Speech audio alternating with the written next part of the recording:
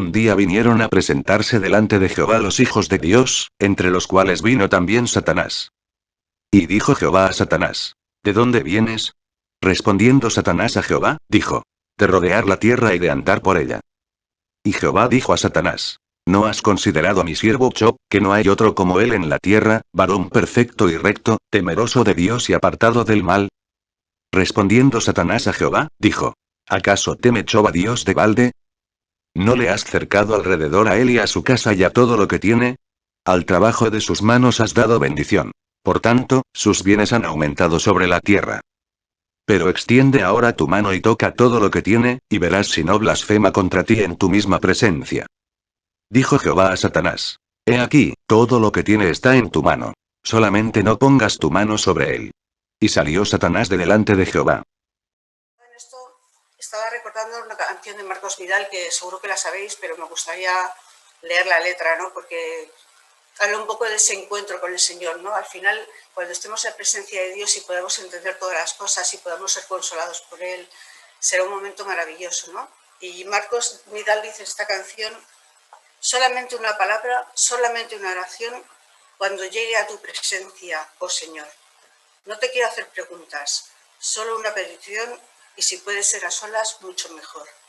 Solo déjame mirarte cara a cara y perderme como un niño en tu mirada, y que pase mucho tiempo y que nadie diga nada, porque estoy viendo al Maestro cara a cara. Que se ahogue mi recuerdo en tu mirada. Quiero orarte en el silencio y sin palabras. Derrotado y desde el suelo, tembloroso y sin aliento, aún te seguiré mirando, mi Maestro. Cuando caiga entre tus plantas de rodillas, déjame llorar pegado a tus heridas. Que nadie me lo impida, he esperado este momento toda mi vida.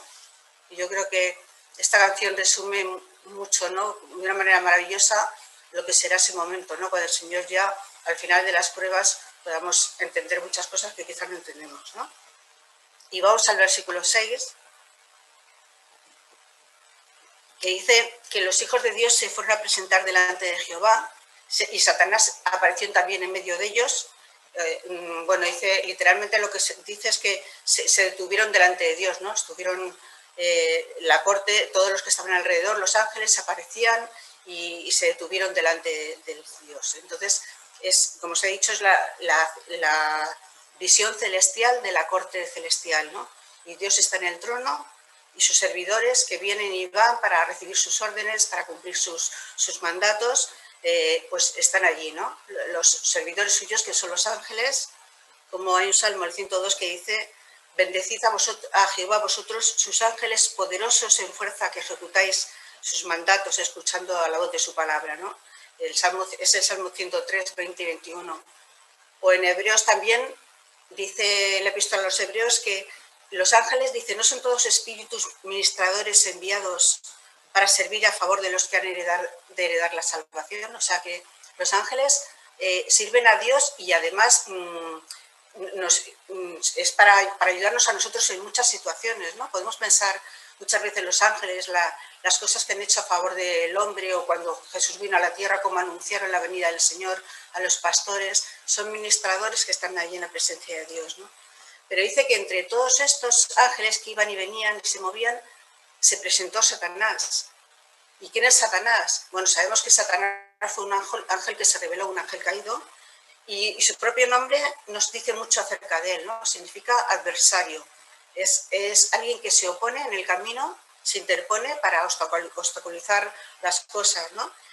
Satanás se rebeló contra Dios y también quiere enfrentarse al hombre, que es su creación máxima, ¿no? Y lo vemos que lo hizo. ¿Os acordáis en el Edén, que se opuso al hombre y con medias mentiras intentó que el hombre se alejara de Dios, y el hombre fue echado del paraíso, ¿no? Y también vemos cuando Jesús vino a restituirnos, ¿qué pasó? Satanás, desde que cuando Jesús nació, pues ya los padres tuvieron que ir a Egipto porque Herodes quería matar a los niños, ¿no? Para matar a Jesús. O cuando empezó su ministerio, Satanás en el monte de la tentación le tentó para intentar alejarle de la misión que tenía. O durante su ministerio, durante sus 3 años con los discípulos, Satanás muchas veces puso obstáculos para que Jesús no fuera hacia la misión que tenía, que era el camino de la cruz. Bueno, dice Jesús mismo dijo de Satanás que es, bueno, que es homicida y que no ha permanecido en la verdad, lo dice en Juan 8:44, porque no hay verdad en él. Cuando habla mentira, y cuando habla mentira habla de sí mismo, ¿no? Porque es mentiroso y padre de mentira. Y en Apocalipsis también habla de cuando ya sea la derrota de Satanás final, porque Satanás no es un semidios, es una criatura que está condenada y que le vendrá el fin. Entonces, cuando llegue el final de los tiempos, dice que se oyó una gran voz en el cielo que decía: ahora ha venido la salvación, el poder, el reino de nuestro Dios y la autoridad de Jesucristo, porque ha sido lanzado fuera el acusador de nuestros hermanos, el que los acusaba delante de nuestro Dios de día y de noche. O sea, su misión constante de día y de noche es acusarnos delante de Dios. Y bueno, pues de esto que podemos sacar de conclusiones, pues que muchas veces Satanás intenta derrotarnos, ¿no? Y puede decir: guau, tú siempre estás cayendo, no mereces que el Señor pueda amarte, estás fracasando, siempre nos hace sentirnos derrotados, nos puede hacer eso, ¿no? Pero entonces, ¿qué podemos pensar? Pablo, que es lo que dijo en Romanos 8:33, ¿quién acusará a los escogidos de Dios? Dios es el que justifica. La cruz está ahí para poder liberarnos de cualquier condenación, ¿no? Somos salvos por Jesús y perdonados y justificados también. Bueno, yo mirando esto también pensaba, Satanás es el acusador, ¿no?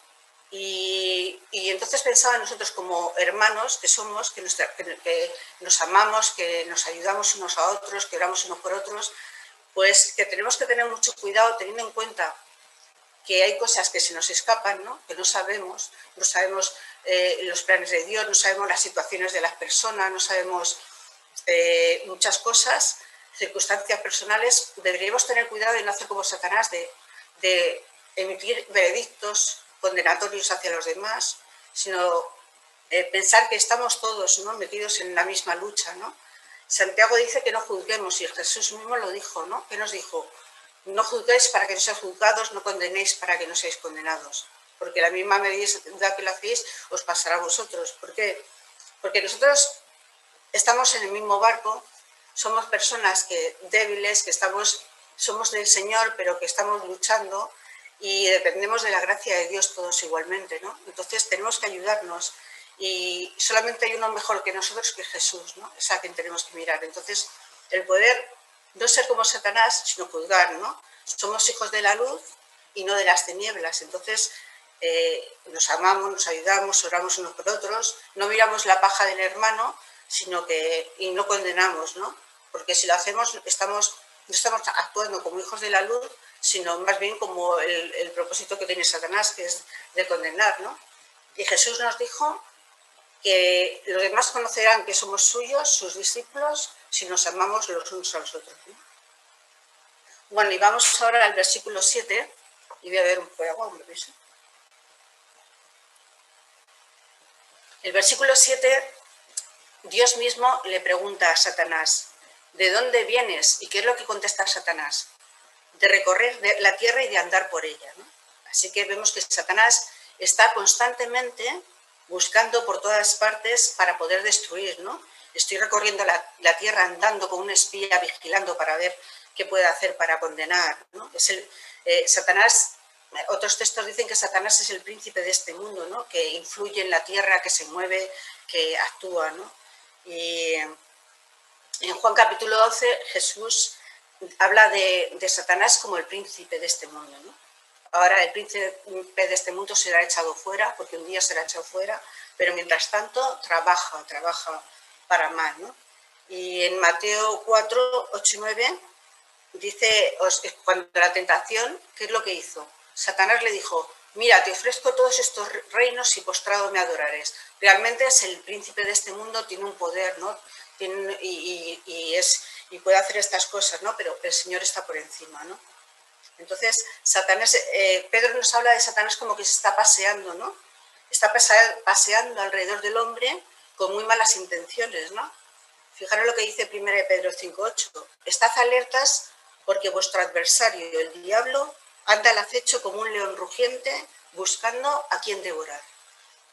Observa nuestra conducta, observa nuestros fallos, mira la forma de poder acusarnos, de desanimarnos, de destruir nuestra fe, de que caigamos. Entonces, bueno, pero tenemos las armas espirituales, ¿no? ¿Qué podemos hacer? Orar, a apoyarnos en la palabra, no creer las mentiras de Satanás, las medias verdades, sino creer lo que nos dice la palabra de Dios, afirmarnos en sus promesas, ¿no?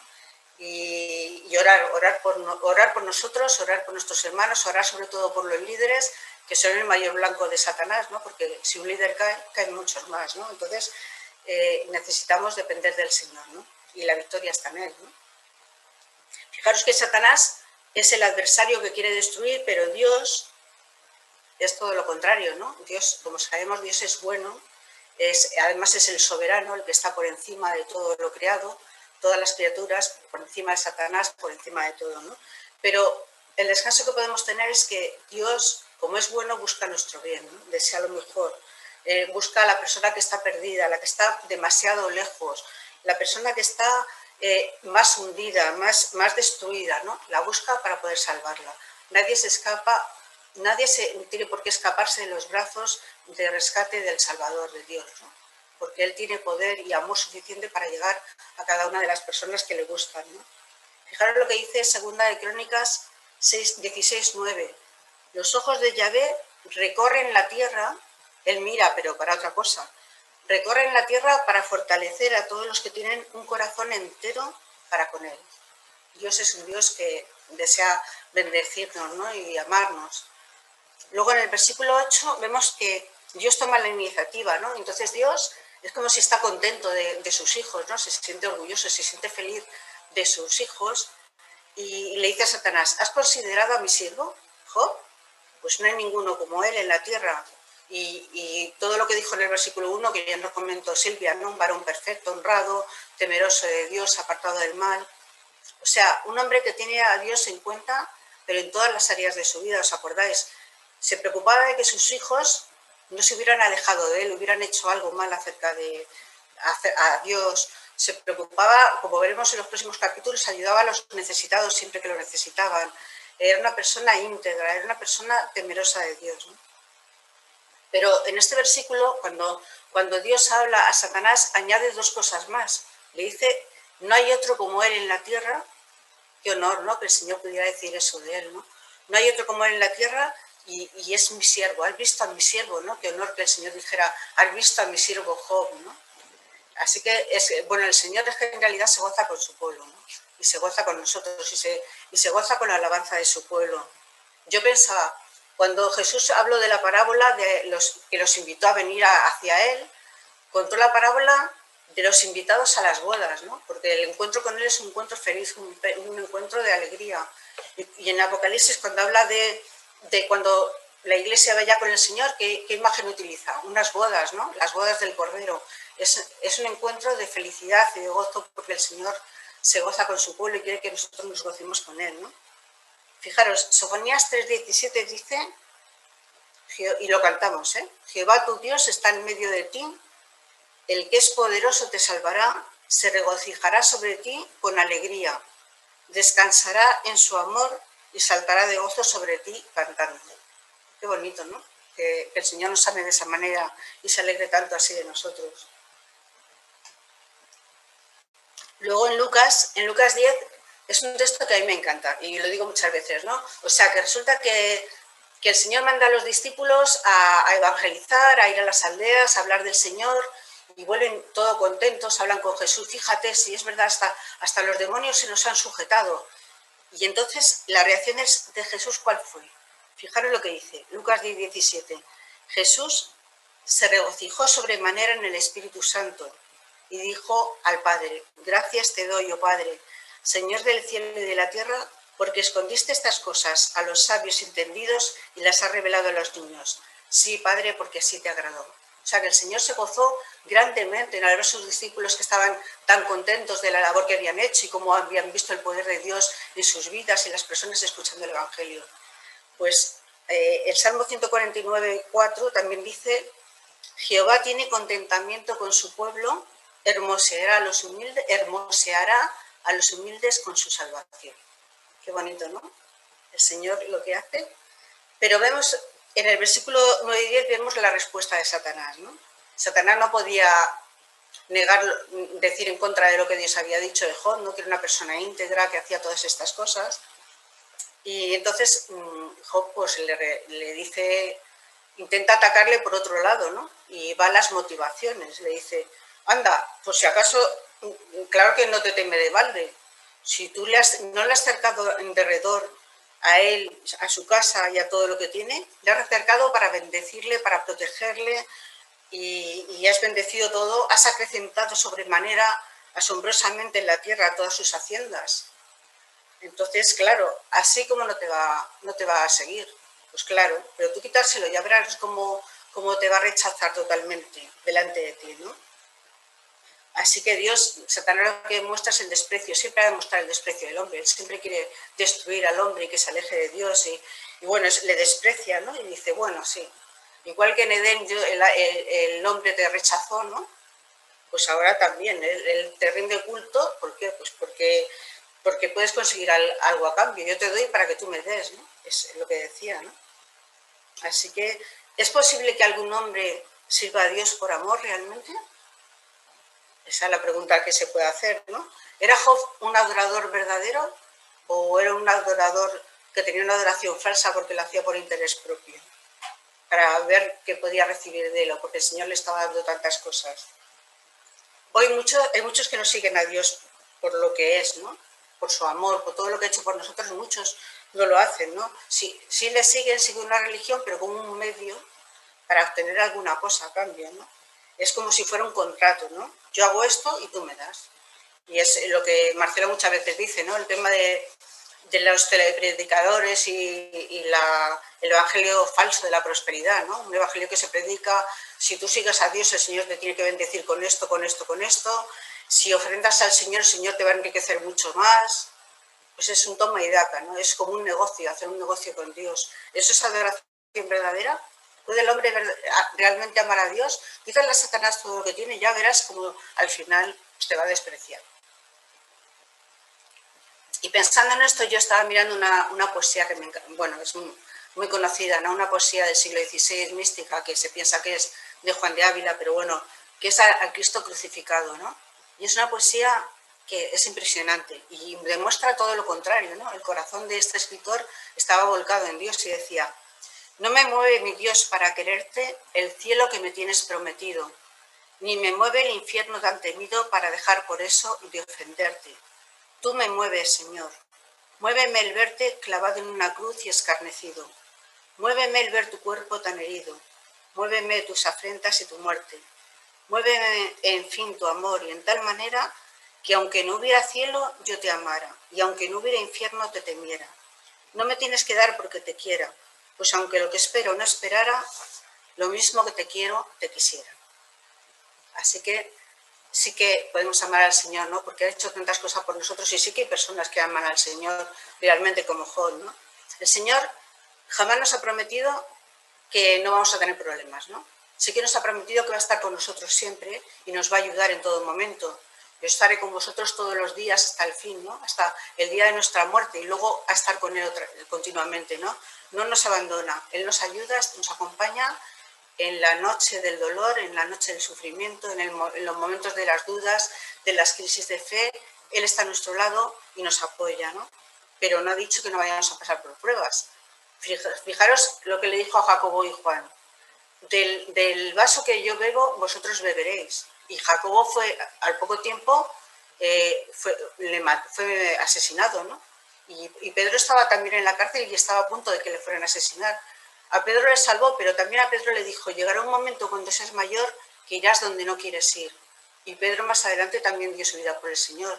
Y muchas personas están sufriendo por causa del Señor o estamos sufriendo muchas situaciones por la vida en la que tenemos que vivir. El Señor está con nosotros, nos acompaña, pero no nos ha prometido que no vamos a pasar por pruebas y dificultades, por muy fieles que seamos al Señor, porque podemos ver a Job, ¿no? Entonces, ¿podemos ser verdaderos adoradores de Dios a pesar de eso? Pues yo creo que sí, ¿no? Y bueno, vemos a Job, ¿no? Y muchas más personas, ¿no?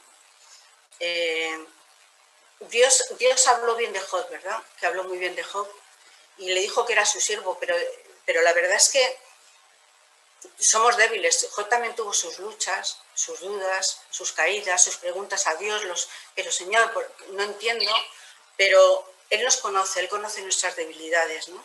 Conoce profundamente nuestro ser, pero también sabe que le amamos, a pesar de nuestras dudas, ¿no? Podemos pensar en Pedro, por ejemplo, ¿no? Pedro, cuando negó al Señor, le dijo, estaba el Señor en casa del sumo sacerdote, que estaban ahí juzgando injustamente y martirizando y haciendo de todo, y Pedro estaba al lado y Pedro dice, yo no tengo nada que ver con este, no, a mí no me mezcléis con él, yo no soy de ellos, le negó, ¿no? Y entonces hay un detalle impresionante, ¿no? Porque justo cuando le negó la última vez, Jesús desde la situación en que estaba le miró. ¿Y cómo sería esa mirada para Pedro, no? Yo creo que sería una mirada que le traspasaría profundamente, ¿no? Le dolería profundamente porque en el fondo Pedro amaba a Jesús. Y cuando después Jesús le dijo, ¿me amas? Yo creo que también le dolería mucho porque Pedro amaba a Jesús, ¿no? Entonces, ¿qué le dijo al final? Señor, yo ya no me creo tan potente ni tan poderoso, ni que te voy a seguir a todo el lugar. Conozco mis deficiencias, mis dudas, pero tú lo sabes todo. Tú sabes que en el fondo de mi corazón, a pesar de todas las cosas, yo te amo, ¿no? Y Jesús también sabía que le amaba, y Jesús le amaba a él, pero sabía que Pedro también le amaba a él, ¿no? En lo más profundo de su corazón Pedro lo sabía. Así que Satanás culpa a Job diciendo que lo hace por intenciones dobles, ¿no? Pero no es así, era una persona fiel, ¿no? Y también en la acusación que hace Satanás también en cierto modo está atacando a Dios, ¿no? Porque le dice, bueno, claro, tú le estás dando tantas cosas, es como si estuvieras sobornando un poco a Job, ¿no? Para que te siga, tú le das y le sobornas, ¿no? Era un ataque doble, ¿no? Y bueno, le dice eso, ¿no? Tú pon un cerco alrededor de él, quítale todo lo que tiene y verás lo que va a pasar, ¿no? Entonces, no recuerda un poco lo que pasó en el Edén, que Satanás habló mal de Dios a Eva y le dijo, vaya, comedias mentiras y con mentiras, ¿no? Así que Dios ha dicho que no tomes de ningún árbol. No era verdad, dijo que podía tomar de todos los árboles menos uno, ¿no? Ah, pero es que, claro, es que Dios os ha dicho eso porque sabe que si vosotros hacéis eso vais a ser como Él y vais a entender todas las cosas. Atacó a Dios para hacer caer a Adán y Eva, ¿no? Y bueno, pues el Satanás es el acusador, el mentiroso, ¿no? ¿Y qué es lo que le dice en los versículos 11 y 12? Te ruego, además en algunas traducciones dice, te ruego, ¿no? Fijaros que le pide, es como si le suplicara, quítale todas las cosas, ¿no? Ruégote que por el contrario extiendas tu mano, toques todo cuanto tiene y verás cómo reniega de ti en tu misma presencia. Entonces, ¿qué pasó? En esta escena vemos dos partes, la conversación de Dios y la decisión de, o sea, la conversación, lo que dice Satanás y la decisión de Dios, ¿no? ¿Qué hace el Señor? El Señor va a permitir que suceda algo. Dice, bueno, te permito que le quites todo, solo que no extiendas tu mano sobre él, ¿no? Bueno, el Señor iba a permitir que pasara una prueba, ¿no? Una prueba muy dura, ¿no? Y así fue, porque inmediatamente en el versículo 13 que dice que Satanás de una forma continua empezó a quitarle todas las cosas y le pasó todo, una serie de cosas una detrás de otra, una tragedia detrás de otra, ¿no? Y luego en el capítulo 19:8 Job dice a Dios, has cercado con vallado mi camino, ¿no? Antes era como que Dios le tenía cercado para protegerle, pero ahora dice, has cercado con vallado mi camino y mis veredas has cubierto de tinieblas, ¿no? Así pasó. Bueno, el libro de Job nos va a demostrar que a pesar de las subidas de ánimo, las bajadas de ánimo de Job, a pesar de que no entendía muchas cosas, a pesar de que podía sentirse olvidado de Dios, se mantuvo fiel, ¿no? Y al final Dios reconoció su fidelidad, como sabéis, ¿no? Lo que decía Satanás era mentira, era falso. Job fue fiel a Dios y hay hombres muy fieles a Dios, ¿no? Y bueno, podemos pensar en algunos, ¿no? Yo pensaba, por ejemplo, en la viuda, que dio todo lo que tenía para ofrendar al Señor. no seguía a Dios por interés, dio todo lo que tenía. O podemos pensar en Zaqueo, que dejó siendo publicano y todo su gran negocio, lo dejó, ¿para qué? Para seguir a Dios. O podemos pensar en los discípulos que también dejaron la empresa de la pesca, ¿no? Jacobo y Juan, que con su padre, y Pedro también pescador, dejaron todo, dejaron las barcas y las redes y siguieron a Jesús. O podemos pensar en Pablo, que también dejó su estatus, su seguridad, su reconocimiento para sufrir y ser azotado y sufrir muchas cosas por amor al Señor, ¿no? Incluso Timoteo, su discípulo, también dejó su familia para emprenderse en una obra misionera. Y luego Pablo dijo de él: no hay ninguna persona que de tan verdadero corazón se preocupe por vosotros, ¿no? Una persona que amaba de verdad al Señor y a sus hijos. Así que esta prueba Dios la ha permitido, ¿no? Y Dios va a permitir y ha permitido, pues sí, todos seguro que hemos pasado por pruebas difíciles en nuestra vida y las que nos puedan esperar, ¿no? Pero tenemos que pensar que lo hace alguien que no es Satanás, que es el Dios Padre, el Dios omnipotente, el Dios que es nuestro Padre y que nos ama, y que lo hace para que podamos crecer, fortalecernos, ¿no? Y no para destruirnos, ¿no? Las pruebas las determina Dios, no las determina Satanás. Estamos en sus manos. Satanás al final fue un instrumento que Dios utilizó para que pudiera pasar esta prueba a Job, para que pudiera enriquecerse y sobre todo para que nosotros pudiéramos también tener este libro, esta experiencia nosotros, ¿no? Y bueno, vemos que al final estamos en las manos de amor de Dios, ¿no? Como cantamos muchos amigos, ¿no? Tú riges mi destino, tú guías mis pasos, el gozo de mi vida eres tú, ¿no? Qué bonito que podemos decir eso, ¿no? Tú riges mi destino. Así que le dice, bueno, la prueba la tiene dosificada y limitada, ¿no? Satanás no iba a poder hacer todo lo que quisiera, le dice, hasta aquí, no vayas más allá, su vida la dejas, ¿no? Entonces, eso nos da seguridad, ¿no? Que realmente el Señor dosifica las pruebas, sabe hasta dónde podemos llegar y tiene un límite, ¿no? No es, el límite es suficiente para que podamos crecer, no para que podamos ser destruidos, ¿no? Yo pensaba en el Salmo 121:1 que dice: Jehová guarda tu entrada y tu salida, desde ahora y para siempre. El Señor guarda nuestra entrada, nuestra salida, nos cuida, ¿no? Y, por ejemplo, antes de que Pedro negara a Jesús, ¿os acordáis lo que le dijo Jesús? Le dice, Simón, en Lucas 22, 31, 32, dice: Simón, Simón, he aquí, Satanás os ha pedido para zarandearos, pero yo he rogado por ti que tu fe no falte. Y el Señor hace con nosotros igual. Nuestro Padre está en los cielos, es nuestro abogado que está a la diestra del Padre y va a rogar para que nuestra fe no falte y nos va a ayudar, ¿no? Y además sabía que no iba a ser así. Dice, y tú una vez vuelto, cuando todo ya ha pasado, confirma a tus hermanos. Y así fue, ¿no? Y así es con nosotros. También Pedro dice en una de sus cartas, en la primera, 5:10, mas el Dios de toda gracia, que nos llamó a su gloria eterna en Jesucristo, después de que hayáis padecido un poco de tiempo, Él mismo os perfeccione, os afirme, os fortalezca y os establezca. Las pruebas sirven para fortalecernos.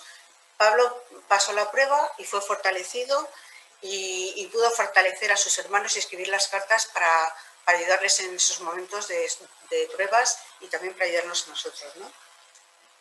Así que tenemos una esperanza en nuestro Dios, ¿no? Ya para terminar, ¿no? Que nuestra fe, dice Pedro, que es más preciosa que el oro. Entonces, nuestra fe se fortalece, es afirmada, es para... Y dice que después de que hayamos podido ser, después de que hayamos pasado esta prueba, que es más preciosa que el oro, nuestra fe se hallará en alabanza, gloria y honor cuando Jesucristo se ha manifestado, ¿no?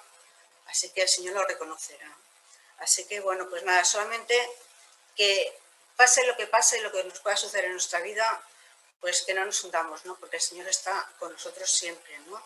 Y tenemos que dar gracias a Dios por el libro de Job, por su experiencia, y tenemos que aprender que aunque muchas cosas no las entendamos, ahora algún día las entenderemos y que Él nos ayuda en todo momento, ¿no? Y tenemos más privilegios, porque nosotros estamos al otro lado de la cruz. Entonces, hemos experimentado el gran amor del Señor, el sacrificio que Jesús hizo por nosotros.